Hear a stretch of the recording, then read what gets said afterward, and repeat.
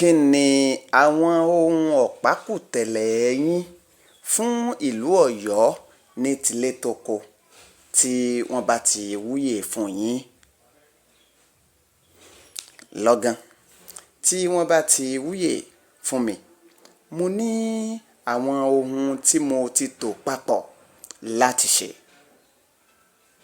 Má jẹ́ á gbọ́ kan ò sí níbẹ̀ pé Aláàfin tó gbéṣẹ̀, ìyẹn ikú bàbá yèyé Aláàfin Adéyẹmí, kò sáwí tún wí asán pé wọ́n ṣe dáadáa nípa àṣà àti ìṣe.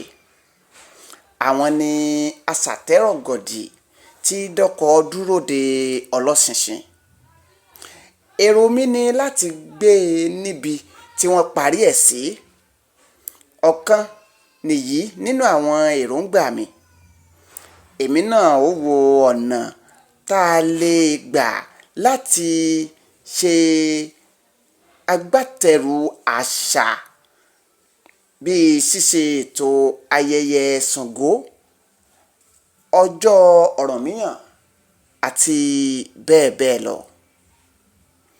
Ọ̀kan nìyí nínú àwọn èròǹgbà mi.